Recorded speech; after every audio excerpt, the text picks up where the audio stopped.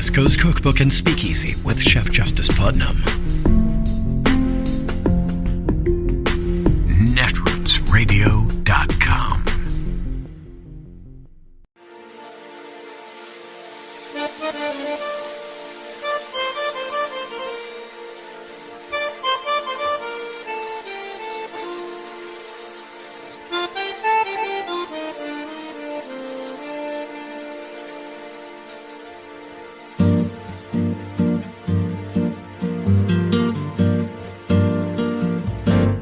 Je voudrais du soleil vert, des dentelles et des théières, des photos de bord de mer, dans mon jardin d'hiver.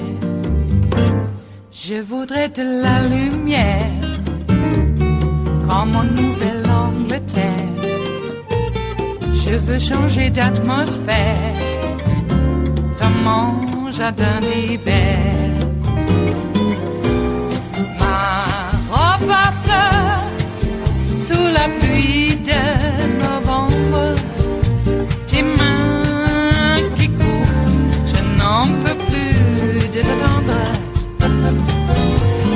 Les années passent, il est loin, là je tombe.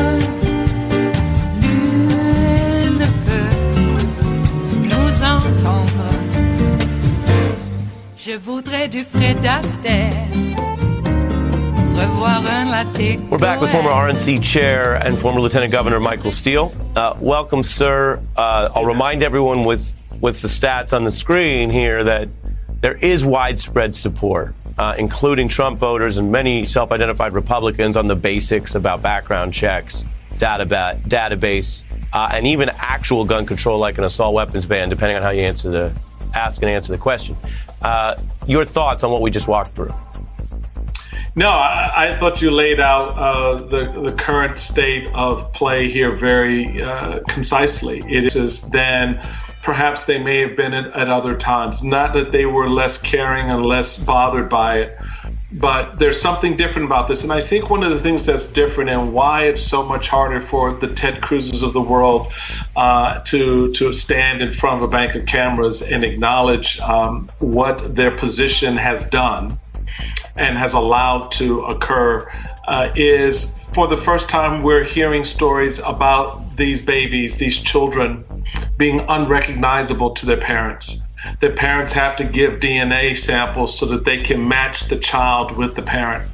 And that, on top of everything else, is so difficult to comprehend, that the violence that occurred in that classroom was so devastating that mom has to submit a lock of hair or a swab of her own DNA in order to match this up, her with her child. And the country's looking at that and going, holy hell, no, are you kidding me? Imagine as a parent being in that position. Imagine as a relative being in that position, or a neighbor who used to see that child running down the street, or who would come collect money for a school event.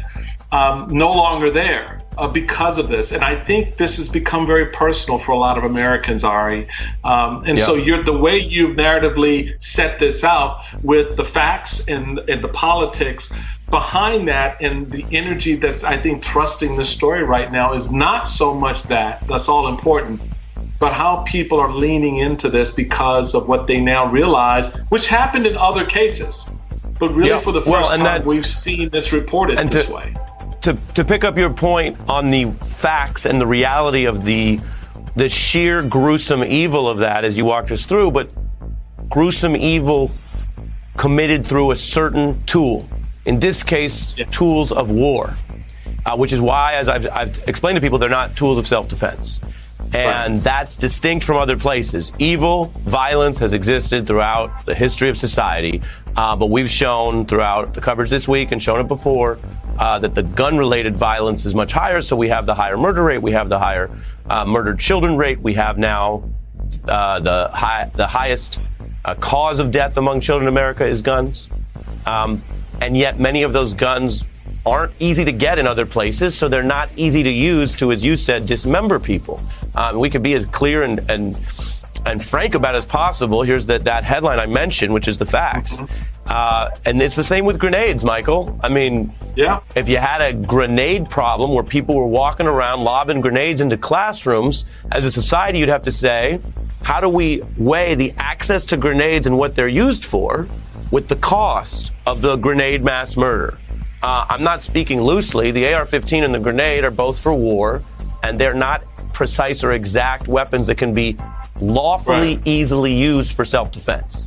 As for the politics, I want to get you on this. We heard last night from Michael Hirschhorn, who's a progressive activist with a background in reality TV, which kind of a little bit of a combo there, but he believes that the message discipline on specifically the Democratic left, he says, is hurting some of the push for gun control, that some of the stuff he views it as quote unquote too emotional. Take a listen. This is a moment for less emotion and more cynicism. How do we gain power so that we can put in place the policies that we want to put in place? Or we're responding emotionally and not strategically. They've lost that ability to think politically. We say things need to change, they have to change, but we know they're not going to change. We don't step back and say, what do we need to do in order to force things to change? Michael, he gave the example specifically of how Clinton sold stopping, quote, cop killer bullets as the way that they sold the ban on those high capacity magazines in the 94 bill, which is fact check true. Your response? No, I think he's right, and I think the messaging is very, very important. And I would align myself with him this way and say you can do both. I can be emotional about the tragedy in front of me, but I also need to be strategic about how I confront it and how I deal with it. First, messaging point. This isn't gun control, people. We're so past gun control. There are 400 million guns in this country for a nation of 20 million people. So we've got more guns than people. So it ain't about controlling anything. It is about gun safety, gun preparedness, gun responsibility. It is about making sure that the vast majority of gun owners are law-abiding, good people, good citizens, right, left, center. Their politics is irrelevant to how they own their guns. And what should be noted is the responsibility they have. So let's talk about it in that context on one end. But now let's move into the space where we're looking at dead bodies of children. And we cannot shy away from the fact that the reason we're doing that is because this individual decided to use a weapon of war, a weapon that quite honestly is being used on the front lines of Ukraine. All right. So the reality of it is this is not Ukraine. We're not in a war here. We're not in a war on our kids and our communities or people who go to the movies. So let's stop acting like we can't address that more directly and say, this is not just about the psychological impact. This is not about the Second Amendment. This is about what responsibility our elected leaders are going to take to do something about this, and the responsibility that's on us to hold them accountable. When they run away from the bank of microphones and can't answer a direct question, make that little checkbox for November, people, because that person needs to go. It is Friday, the 27th of May of 2022, and you are in West Coast Cookbook and Speakeasy. I am your chef de cuisine, Justice Putnam. Gunner the English Bulldog is our snoozing sous chef, and our daily special is Blue Moon Spirits Fridays, because we are all Nighthawks in the Diner of Life. Well, as we sit here morosely in this Diner of Life, and why are we sitting morosely? Because, look, I'm still not over it. I know kids are getting killed every single day, and the sum total are much greater than the 19 that were killed earlier this week. But it still bugs me that 19 were killed in a matter of minutes just earlier this week. Now, I've been pretty hard on the cops in that area, that jurisdiction, and I've been maybe a little hard on cops in general with their propensity to try to get every surplus military gear they can get their hands on and then not use it. in a real time of crises. I noticed that there were some cops with some long guns keeping the parents back, but they couldn't form a stack to breach that door and get in that school. Now, granted, I've never been a professional law enforcement officer. I did endeavor, ever so briefly, pass the physical, pass the obstacle course, that kind of thing. But then I had a change of heart about whether I really wanted to be in law enforcement. Okay? And I don't know, probably because I couldn't do the wombat thing. I couldn't mix literature with, being around a bunch of jarheads. Because I was already around a bunch of jarheads in a lot of other aspects of my life, and I was wondering, oh my God, give them a gun? And the authority of the state? Is that what I really want to surround myself with? What happens then? So I decided not to do that. But I don't have a knee-jerk reaction against law enforcement. I have friends and family who are in law enforcement. And they vote Democratic, too, I should note. Don't let anyone know. They might get beat up, or worse. You never know now. Yeah, there's gangs in LAPD. I'm serious. We used to say, you can tell a gang by its color when you talked about the cops, and now there are really color-carrying cops within LAPD. Fighting over turf. So, yeah, I've been maybe a little hard on them in a certain aspect, and look, I'm upset that these kids got killed because there's a sickness in our society. And you would expect, I don't know, the coaches, maybe, the cops, the priests, the ministers, maybe even a nun or two, to sort of step up and say, hey, kids, we don't have to live this way. All right? We don't need to dive under the desks if we don't have a threat from nukes. Take away the nukes, we don't have the threat. Oh, we have to have nukes. It's big. I mean, there's so many jobs tied up in making nukes. Too bad. Let's put that, I don't know, energy towards developing a different kind of energy and use of that energy then. If we're going to split an atom and make a sun, do we have to destroy ourselves in the process? We don't have to. And what is it every time we get some sort of great invention, we have to turn it into a weapon? Hey, we found a new way to boil water. Yeah, it's called a microwave. Oh, good. Maybe we can make it into a death ray then. I know it's a chicken and egg, which came first, but still. And what is this thing about we have to have this great, I don't know, advanced technology, and all we're doing is boiling water? Jeez, I think it'd be nice if we had some, direct energy. Where's the lithium crystals when we need them? Well, we don't live in that Star Trek world.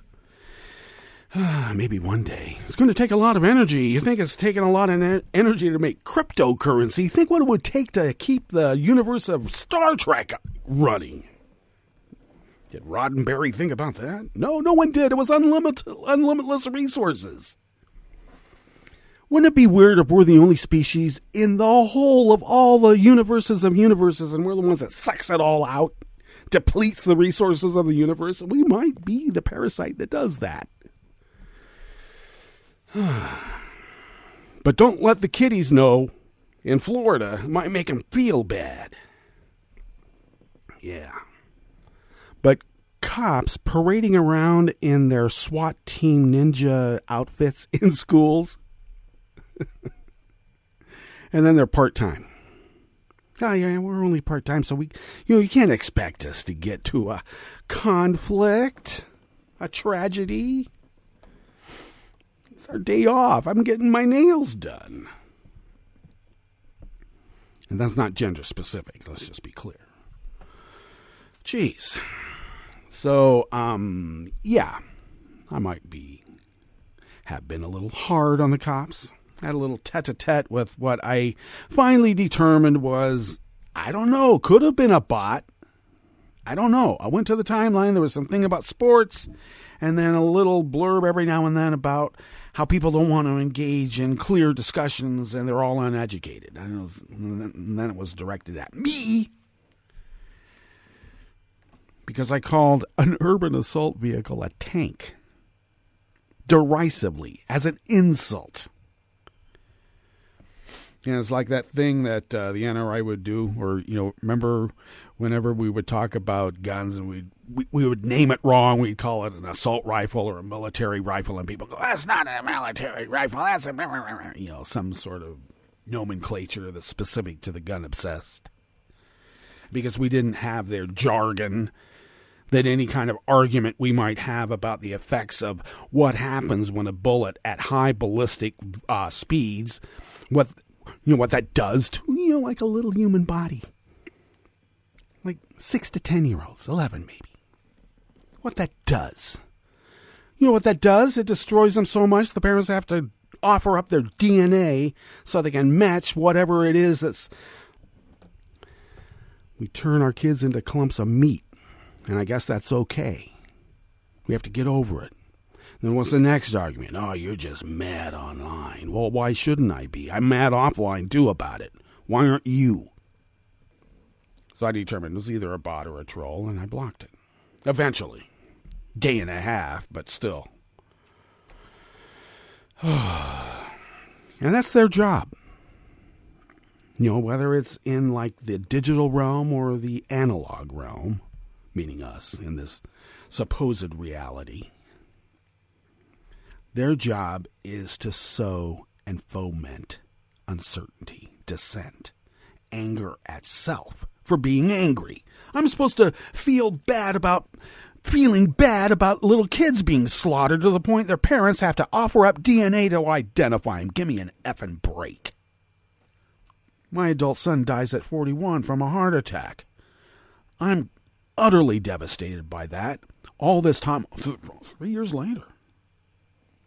Think about a parent who has to offer up their DNA. I got to hold my son at the wake. And that was still the most devastating part of existence that I've ever experienced. And I've seen a lot of bad stuff. I gotta tell you, the sight of little kids as clumps of meat has always bugged me. I don't know why that doesn't bug anybody else. Unless you're accustomed to making little kids clumps of meat, or you become so desensitized to it.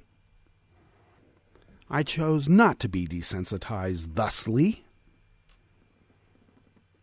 I don't want to lose that feeling.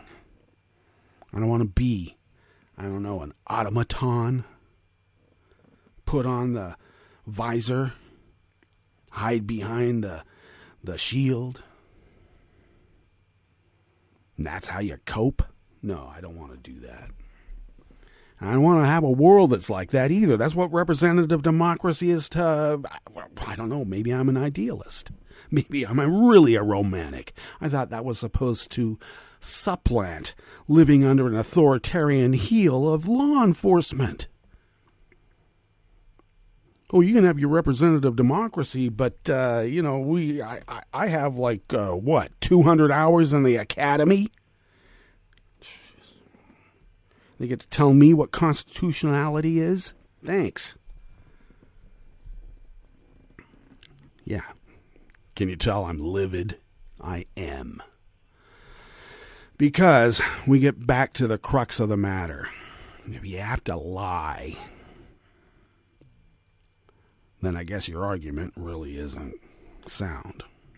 Was I lying that those urban assault vehicles are tanks? No, I wasn't lying about the insult.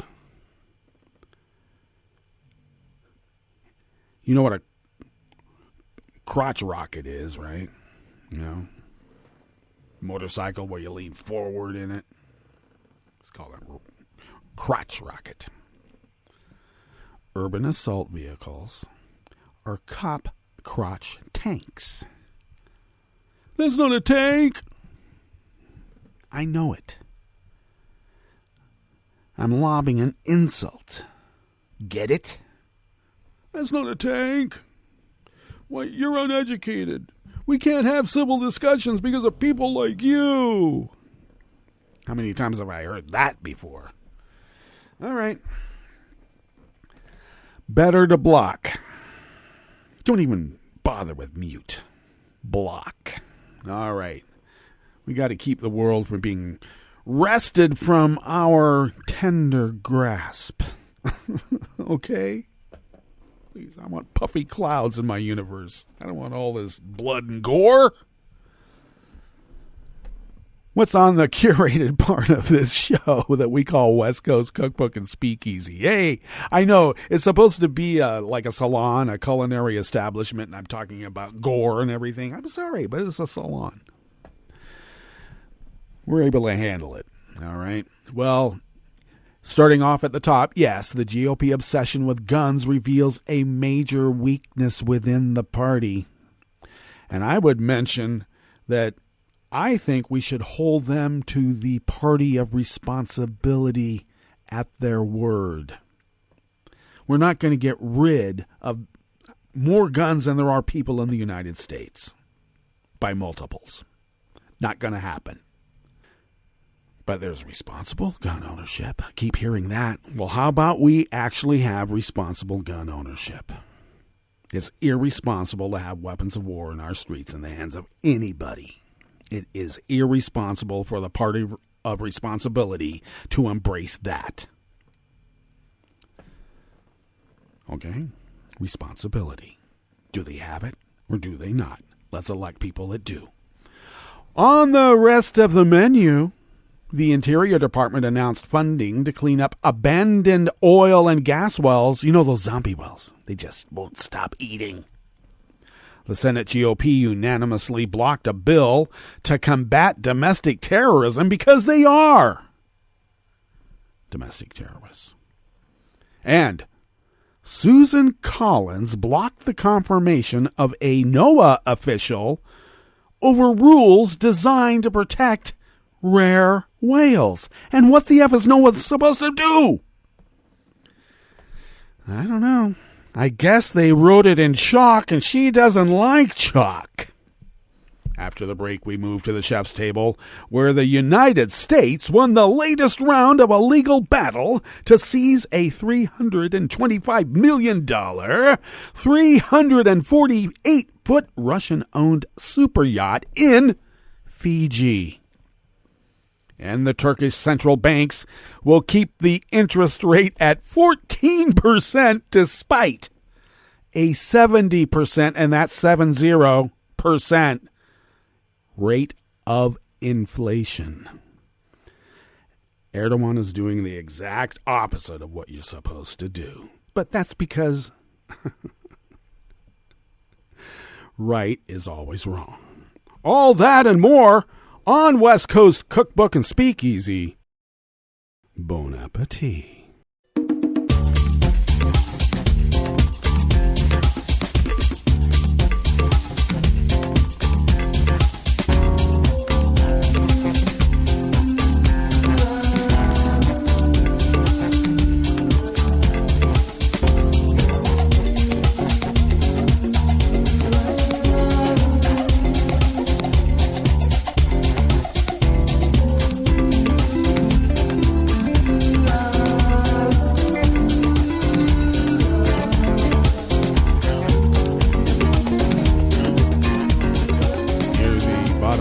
Page at netrootsradio.com. To the right of the page is the chat room link, and the chat room is monitored by Kelly Lincoln. And as just a friendly reminder, Kelly will be at Netroots Nation this year, broadcasting for Netroots Radio. I don't know if there's going to be an actual media radio row, but Kelly will be out and about gathering the interviews that she is known for and other tidbits as well at Netroots Nation, so stay tuned for that.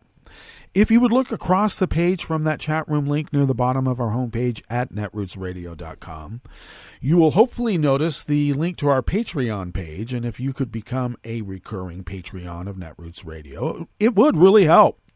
if you could maybe send us what you might spend on, how about an espresso type coffee drink? How about that?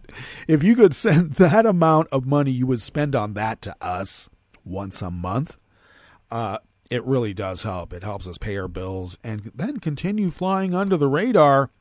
And for now, we're getting away with it for 11 years. That's how devoted we are to this. And we thank you for being so generous so that we can fly under the radar and continue this resistance to dark forces arrayed around the world to not only stop representative democracy here in the United States, but around the world. Not going to happen.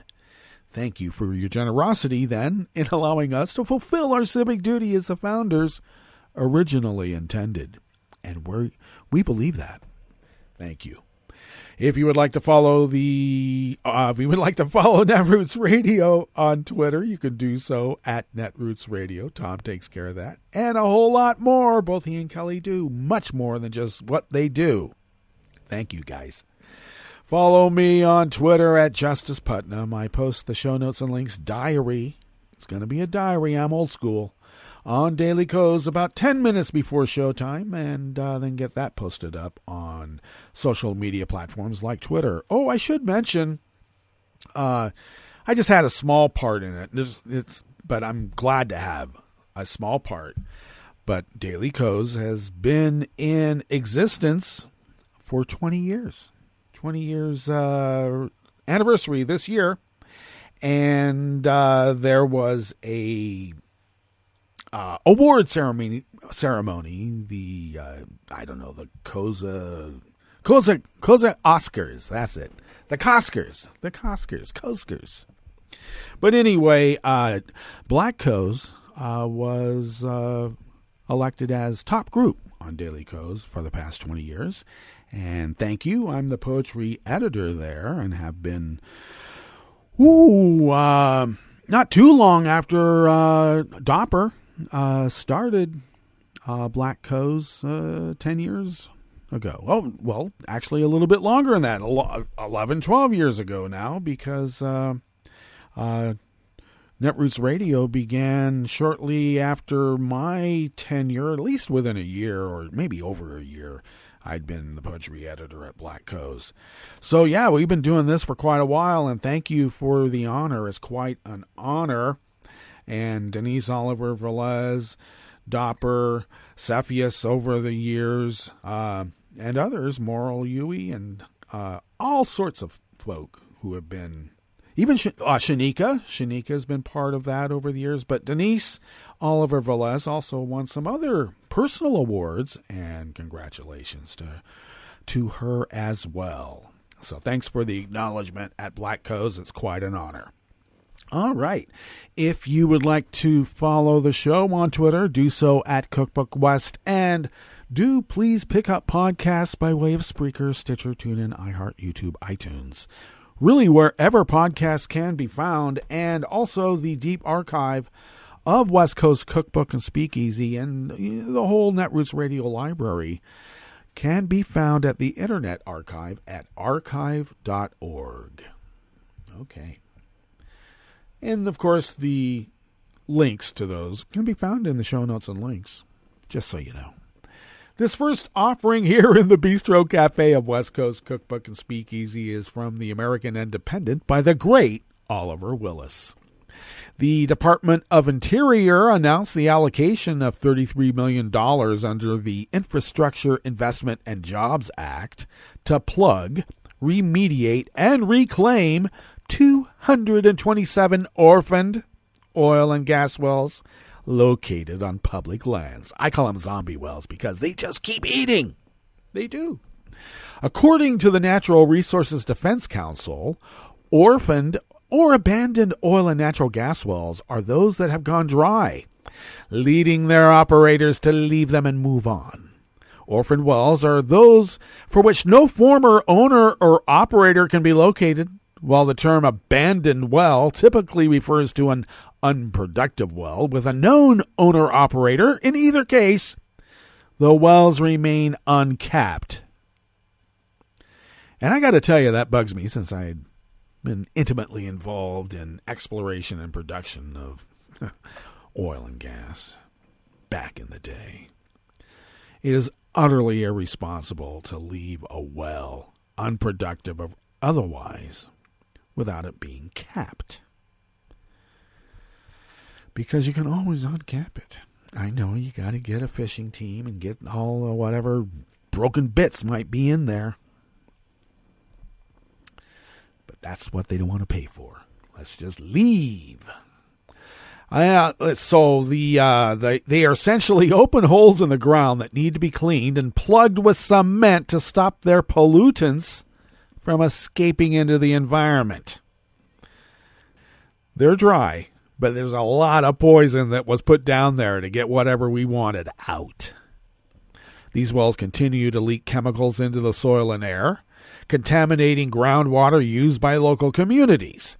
They can also be a source of methane gases that can cause poisoning and explosions and also contribute to climate change. Cleanup of the wells is costly, and often the oil and gas industry has not met their obligations to communities, leaving the issue up to states and local municipalities to deal with.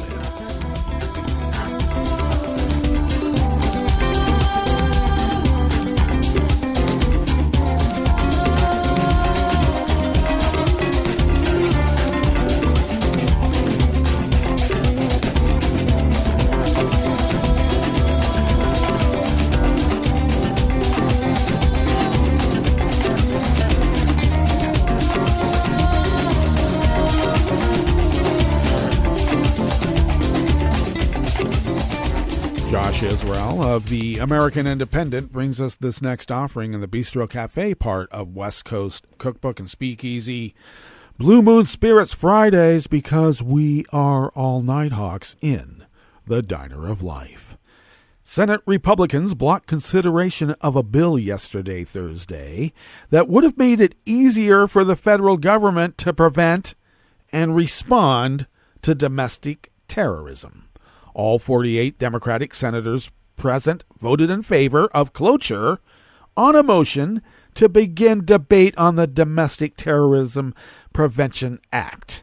At the end of voting, Senate Majority Leader Chuck Schumer switched his vote yes to no to give himself the option of forcing a vote to reconsider in the future, and the final tally was 47 to 47 short of the 60 votes required to stop a Republican filibuster that they were using to stop domestic terrorism in the United States, fomented by them. What would you expect?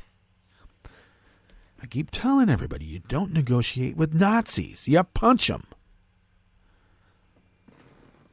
They voted down even discussing having a debate on this bill.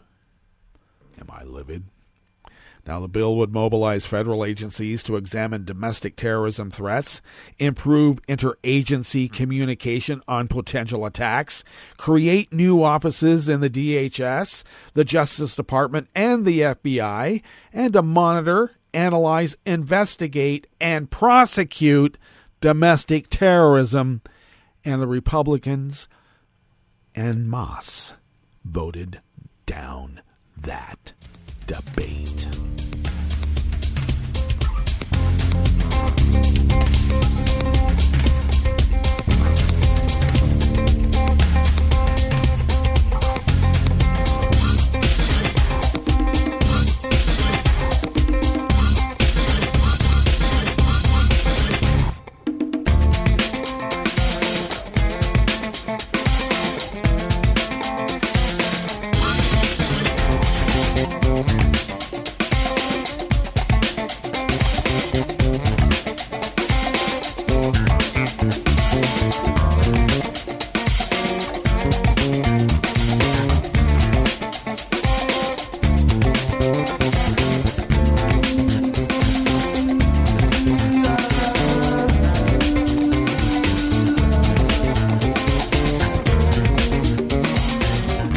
Associated Press staff bring us this final offering here in the Bistro Cafe part of West Coast Cookbook and Speakeasy.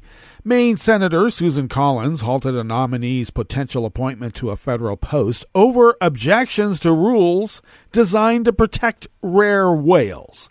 Collins cited new regulations on her state's lobster fishing industry that she described as onerous. The rules restrict commercial lobster harvesting and are intended to protect North Atlantic right whales from entanglement in gear. Collins stopped a vote on Wednesday about the confirmation of Janie Kumar Bafiji as Assistant Secretary of the National Ocean and Atmospheric Administration. The Maine Public reported NOAA is a federal agency that regulates oceans and fisheries. The new restrictions include a rule that requires lobster fishermen to install weak links in gear that allow whales to break free. Oh, we don't want to do that. Collins and other Maine politicians called on NOAA to delay the implementation of the rules earlier this spring because the gear was not available to many lobster fishermen. Really? You're going to use that excuse? All right, let's get to our break. And when we get back from that break, we will go through weather from around the world, and we will finish up with the stories that we've curated for you today. You are listening to West Coast Cookbook and Speakeasy, and we will be right back. You are listening to netrootsradio.com. Please hang up and try again.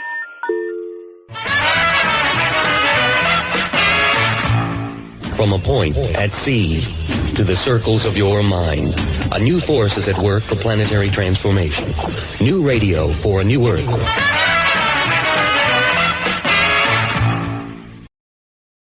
This is Take Two Movie Review. I'm Kim Lowe. This week, The Past is Back. Director Audrey Dewan couldn't possibly have timed it better, but her latest film, The Happening, made its American debut a week after a leaked memo suggested that the U.S. Supreme Court is on its way to overturning the decision which legalized abortion in the U.S. nearly 50 years ago. If you were born post-Roe and ever wondered what it would look like if abortion services weren't available, then The Happening offers a terrifying glimpse. Set in early 60s France and based on the memoir the same name, the main character, Anne, finds herself pregnant. As a promising young college student, Anne knows she doesn't want to be a mother, but her choices are limited. Not only is abortion illegal in that era in France, but she could be criminally charged if she is found out to have terminated the pregnancy. Nonetheless, she's willing to take her chances, and most of the movie's screen time is spent following her, navigating the seedy French criminal underworld to find an abortion provider who at least looks survivably competent. At times, the movie is as much a thriller as it is a drama, and even verges on horror when 2 abortion attempts are shown in graphic detail. Worse still is how Anne is treated on her lonely journey. As she tells the father, who is financially and emotionally unsupportive, she will take care of it, which is what she does. Not only is Anne relatable, but the characters manage a vaguely contemporary look with respect to their clothes and hairstyles, probably not by accident, amidst the period sets. If certain parties get their way, this one could end up as a rip from the headlines piece in short order. Not that the U.S. Supreme Court cares what the majority of Americans want. One struggles to imagine just who wants a return to the world portrayed in The Happening. This has been Take Two Movie Review. I'm Kim Lowe. Catch up with us at TakeTwoMovieReview.com and feed us back on our channel on YouTube.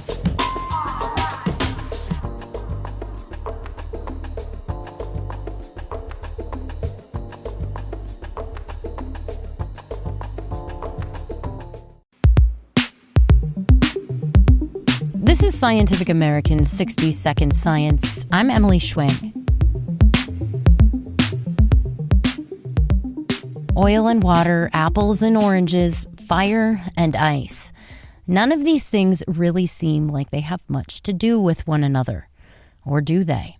We found that more fire-favorable weather associated with declines in the Arctic sea ice during summer can increase autumn wildfires over the western United States. Hailong Wang is an earth scientist at the Pacific Northwest National Laboratory in Washington State.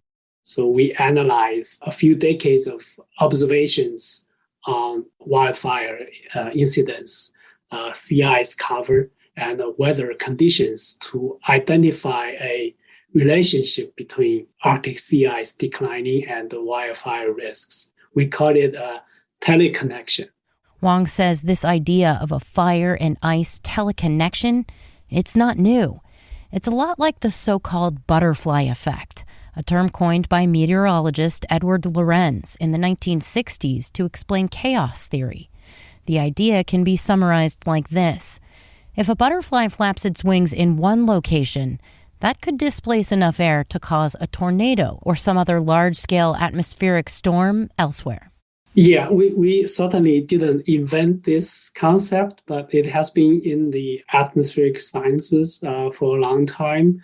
So because of the connections within the Earth system, especially in the atmosphere, one small change in one region could affect other regions through the atmospheric circulation.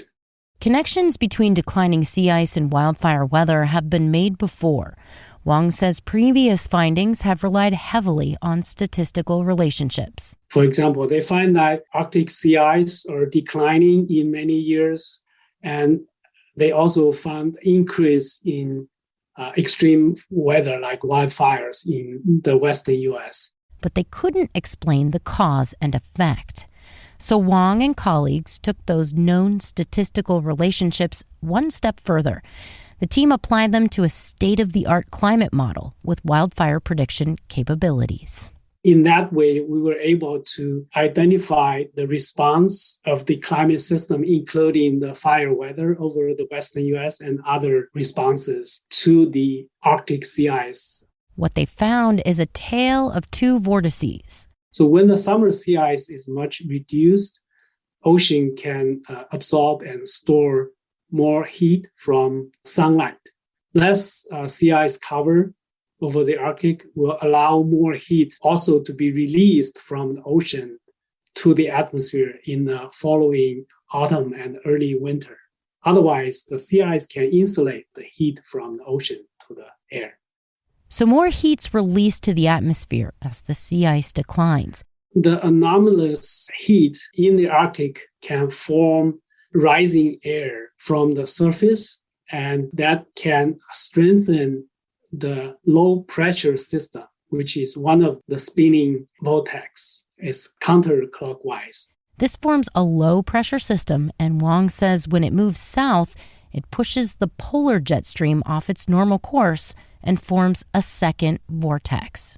So this shift also facilitates the formation of a high pressure system over the western U.S. This high pressure system is a clockwise spinning vortex. This drives dry and hot air to descend to the ground from the upper air to the ground.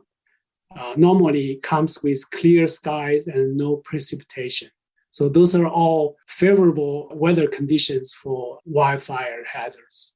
The findings are published in Nature Communications, and Wang says wildfire might not be the only result of declining sea ice.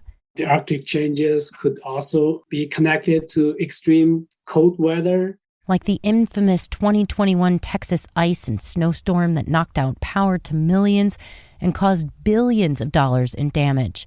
Wang says looking for more teleconnections is where his research will go next. So moving forward, we like to explore more connections of Arctic changes to extreme weather, climate change over other regions of the entire globe along that direction. If wildfires and sea ice could be this climatically entwined, surely there are other climate surprises just waiting to be unraveled. For 60 Second Science, I'm Emily Schwing.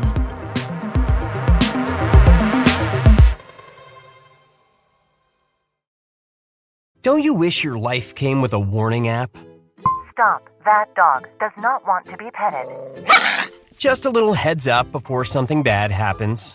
Move your coffee cup away from your computer. Oh, no. So you can have more control. Stop. You're texting your boss by mistake.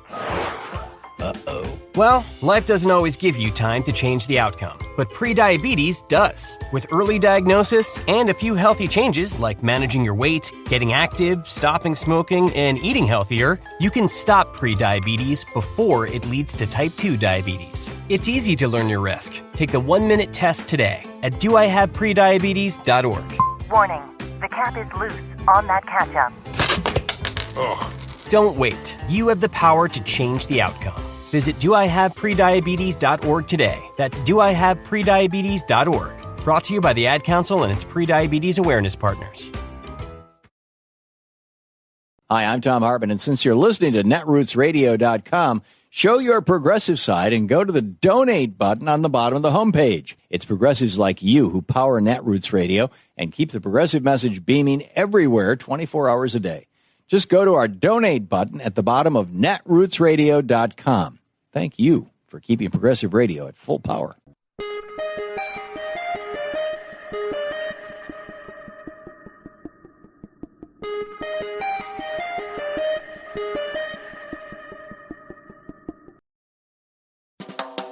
Welcome to 60 Second Civics, the daily podcast of the Center for Civic Education.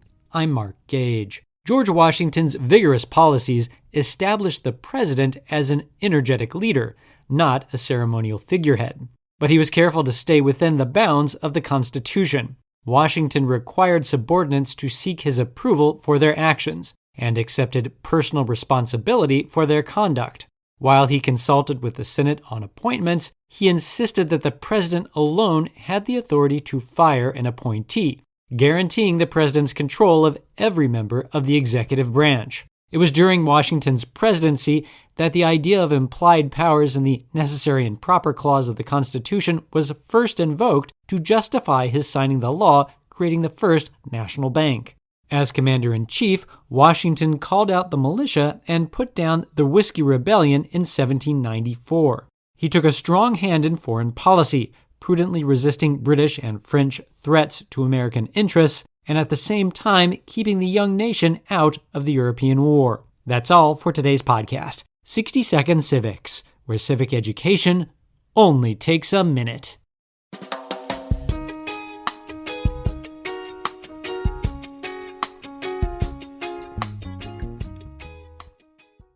When is a right not a right? I'm Bill Newman, and this is the Civil Liberties Minute. The dictionary defines the word right as, quote, a legal entitlement to have or obtain something. A legal entitlement. For half a century, women in the United States have had the right to control their own bodies, to make their own choice. Now, it seems virtually certain from Samuel Alito's draft opinion in the Dobbs case that 5 members of the Supreme Court, based not on any change in the law, based not on any change in the facts, are going to throw out a half century of precedent and strip women of their right, their liberty, their dignity, and put politicians in charge of their bodies. Can a state force a woman who is raped and becomes pregnant to carry the fetus to term? That's a perfectly fine law, according to the 5 justices. And how about a 12-year-old girl who is the victim of incest? Again, a totally valid exercise of governmental power.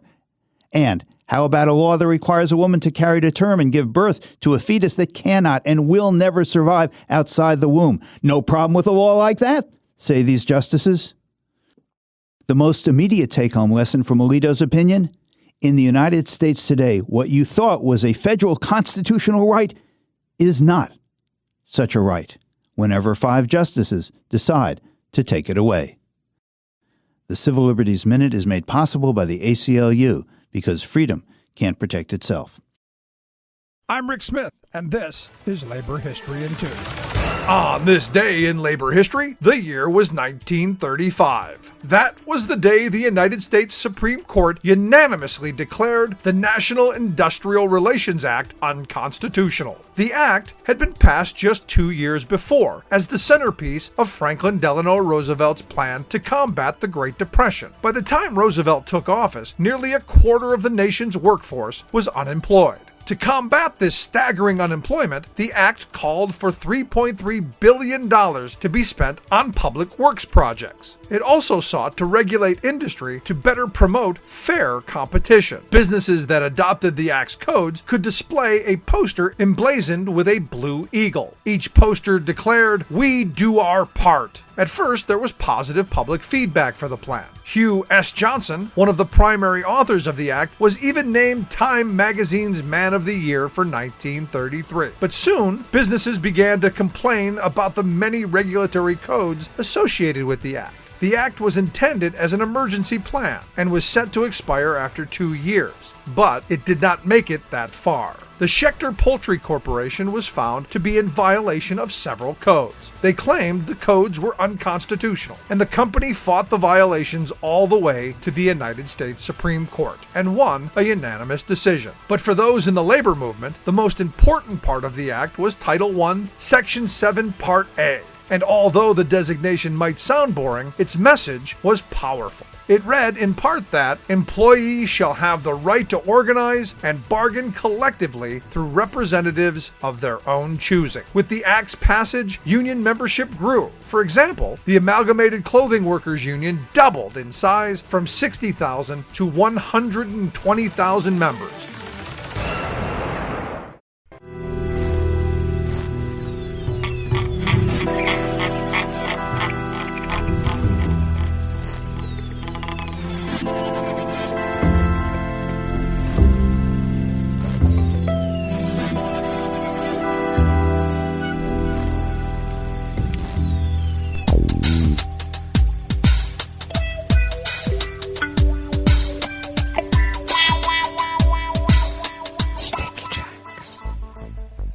Thank you for accompanying us here to the chef's table at West Coast Cookbook and Speakeasy Blue Moon Spirits Fridays, because we are all Nighthawks in the Diner of Life.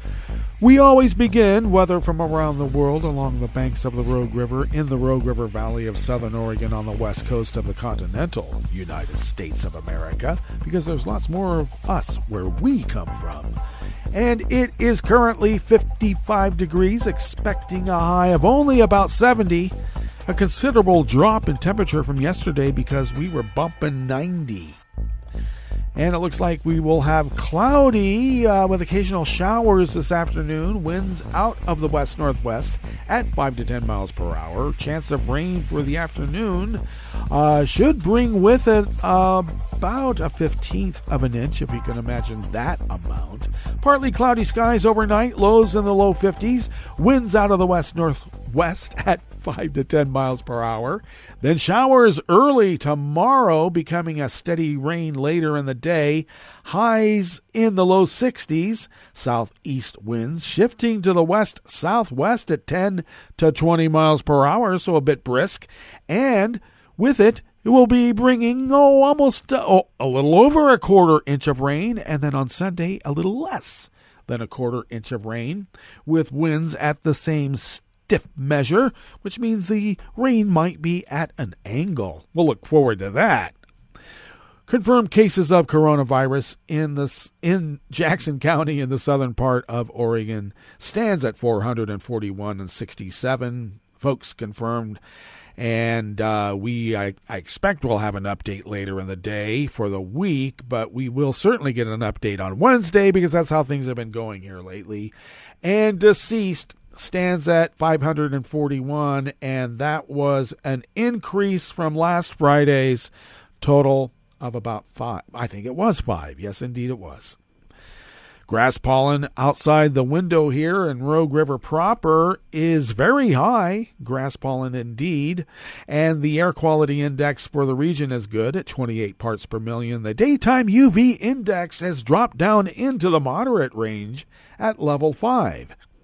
Barometric pressure is rising at 29.98 inches. Visibility is up to 10 miles, and relative humidity is at 92%.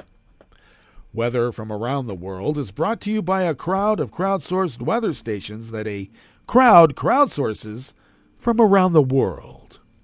London is 68 degrees and sunny. Paris is 72 and mostly cloudy. Rome is 92 and fair with a heat advisory. So take care. You know, you can dip in the fountain at the Spanish Steps, just letting you know.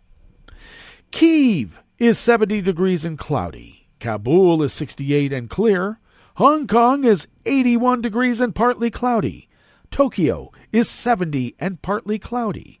Sydney, Australia is 60 degrees and fair. San Francisco, California is 56 degrees and cloudy with a small craft advisory on the bay and offshore for fog. And New York, New York is 74 degrees Fahrenheit and mostly cloudy. And that is weather from around the world, brought to you by a crowd of crowdsourced weather stations that a crowd crowdsources from around the world.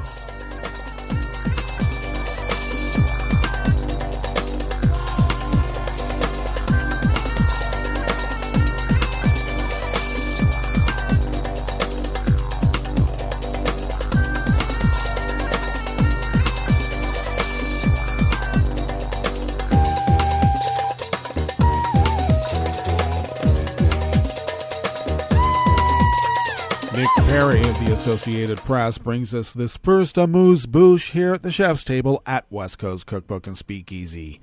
The United States won the latest round of a legal battle to seize a $325 million Russian-owned super yacht in Fiji, with the case now appearing headed for the Pacific nation's top court. The case has highlighted the thorny legal ground the U.S. finds itself on as it tries to seize assets of Russian oligarchs around the world. Those intentions are welcomed by many governments and citizens who oppose the war in Ukraine, but some actions are raising questions about how far U.S. jurisdiction extends. Fiji's Court of Appeal on Friday today dismissed an appeal by Faisal Hanif, who represents the company that legally owns the super yacht Amadea. Hanif had argued the U.S. had no jurisdiction under Fiji's mutual assistance laws to seize the vessel, at least until a court sorted out who really owned the Amadea. Hanif said he now plans to take the case to Fiji's Supreme Court and will apply for a court order to stop U.S. agents sailing the Amadea from Fiji before the appeal is heard. The U.S. argues that its investigation has found that behind various fronts, the Cayman Islands flagged luxury yacht is really owned by the sanctioned Russian oligarch Suleiman Karamov, an economist and former Russian politician.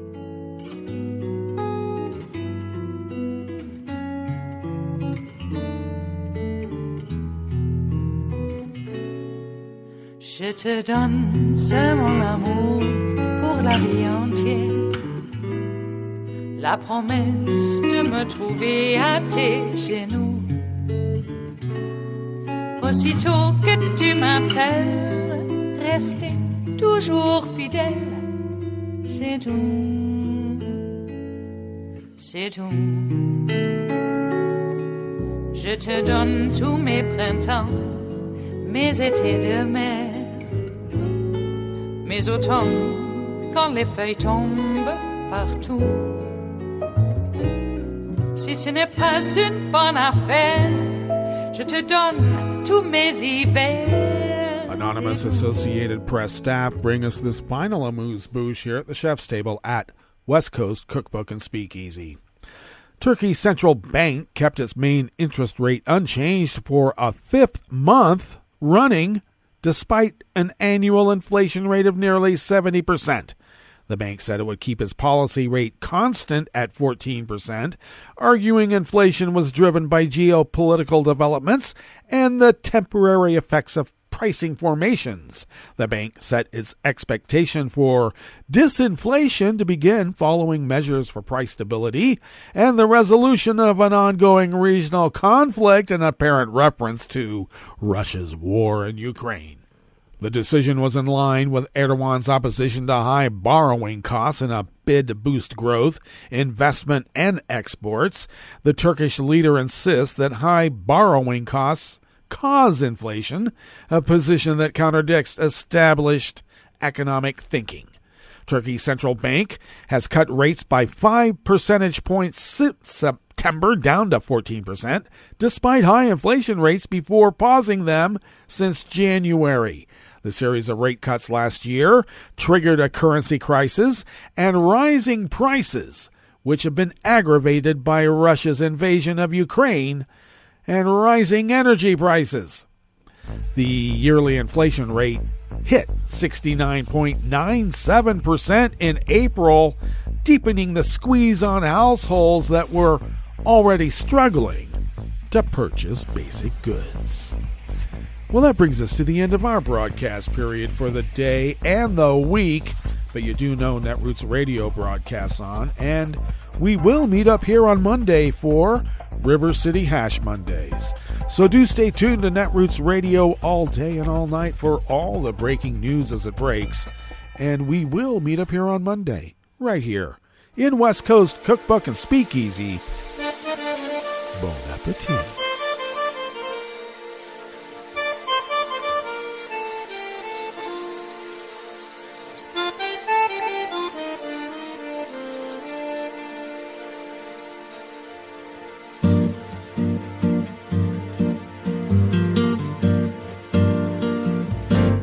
Je voudrais du soleil vert, des dentelles et des théières, des photos de bord de mer, dans mon jardin d'hiver.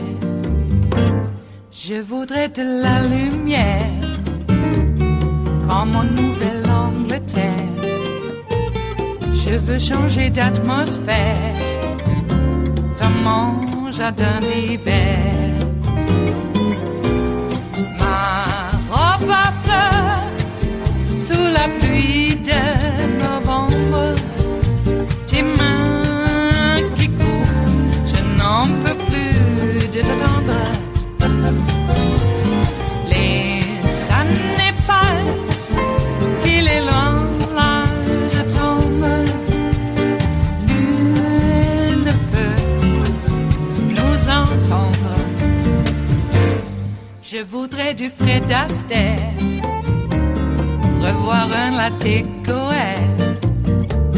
Je voudrais toujours te plaire dans mon jardin d'hiver. Je veux déjeuner par terre, comme au long de golfe clair. T'embrasser les yeux ouverts dans mon jardin d'hiver.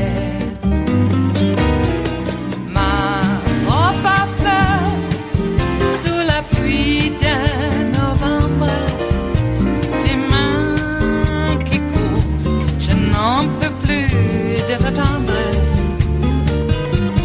Les années passent, il est loin, là je tombe. Nul ne peut nous entendre. Ba-da-da-dum-di-da-dum. Ba-da-da-dum-di-da-dum. Ba-da-da-dum-di-da-dum.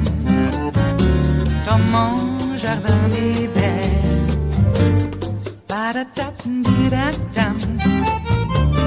Ba-da-da-dum-di-da-dum. Ba-da-da-dum-di-da-dum. Dans mon jardin d'hiver. Dans mon jardin d'hiver. Dans mon jardin d'hiver.